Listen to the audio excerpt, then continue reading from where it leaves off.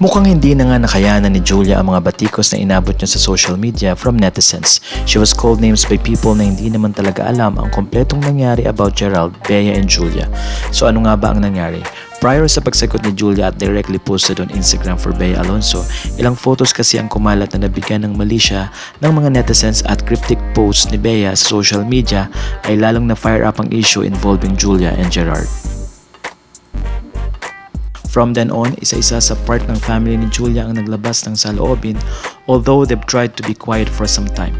But then, dahil na rin sa sobrang nagkalat ang balita at issue involving Julia, hindi na rin napigilan ng nanay ni Julia na si Marjorie na ipagtanggol ang anak. Then came Barretto explaining that there is no issue seeing Julia with Gerald since it was their friend's birthday and they can celebrate all they want. After that, lahat ng mga posts at photos ay nabigyan ng mali siya hanggang tuluyan ng naging negative ang tingin ng tao kay Julia Barretto. She was compared to Kim and Maha and sa lahat ng naging ex ni Gerald at kung ano-ano pang paratang na ang ibinigay kay Julia. After all the commotions and bad comments about her, hindi na rin nakapigil ang lola ni Julia na si Inday Barretto para ipagtanggol ang apo. Pero despite all the explanations given by the immediate family, hindi pa rin tumigil ang haka-haka nang magbigay ng payag si Bea na she did not break up with Gerald at ang alam daw niya ay hindi na lang sila nag-usap. With the movie of Gerald and Julia where all these issues started, nagkasanga-sanga na nga ang mga story. Lumabas na si Bea ay isang biktima and all of the people focused on her being cheated on while Julia, keeping herself quiet, continued to put herself in bad light. Pero matapos nga ang ilang araw na puro siya ang laman ng balita, hindi na napigilan ni Julia na magsalita at directly address the rumor. Sa kanyang post sa Instagram, makikita ang photo ng isang young Julia na parang kapatid na si Bea. At nagsimula na nga nang siyang mag-vent out ng kanyang nararamdaman. Ayon kay Julia, talagang naput sa test ang kanyang faith at patience dahil sa nagkalat na masasamang balita sa kanya at nadamay pa ang kanyang family. Nasundan pa ito ng pagkampi ni Claudine at Gretchen kay Bea.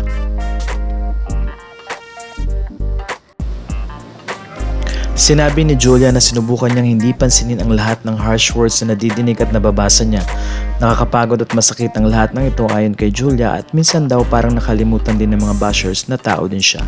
Patunay ito na talagang nasaktan si Julia dahil pati daddy niya na si Dennis ay nadamay. Ilang issues ang binigyan diin ni Julia. Ito ay ang panloloko daw niya kay Joshua at ang pangalawa ay ang breakup ni Bea at Gerald na siya ang dahilan. Ipiniwanag ito ni Julia. Una, sinabi ni Julia na 4 months ago ay nag-break na sila ni Joshua at inamin nila ito publicly. Meaning, April pa lang ay wala na sila ni Joshua at sinabi din ni Julia na walang third party involved. Kaya ibig sabihin daw noon na after that breakup, kung may nanligaw man sa kanya or anything she does on private will not be considered cheating. Pangalawa, sinuportahan naman ni Julia ang payag ni Gerald na walang third party involved sa breakup nito with Bea. Meaning, hindi si Julia ang naging cause ng paghiwalay ni Bea at Gerald. Sinabi ni Julia na nais niyang tanggalin ang kanyang name sa paghiwalay ni Bea at Gerald dahil wala siyang kinalaman sa issue or problema ng dalawa. Kaya naman sinabi ni Julia na wala rin siyang choice kundi linisin ang kanyang pangalan.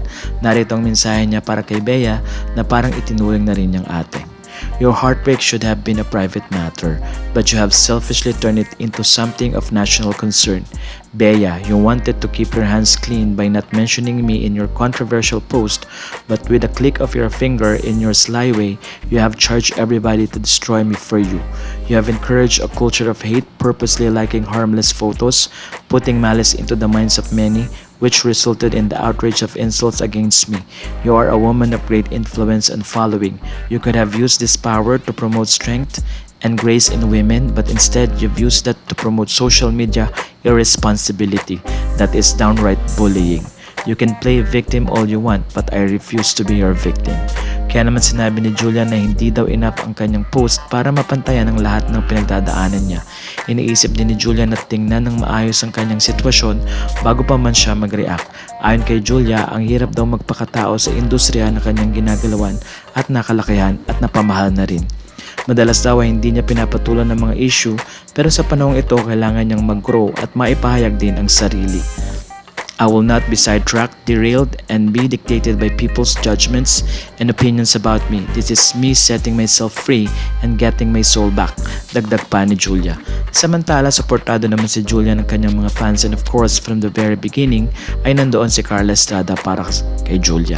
Naka-open na rin ang kanyang comment section sa mga kaibigan at mukhang ready na si Julia para mabawi ang kanyang sarili matapos mahusgahan ng maraming tao. Well, with all the commotion tungkol sa issue na ito, ano kaya ang masasabi ngayon ni Bea Alonzo, Gretchen at Claudine? Subscribe lang po kayo para sa mga updates.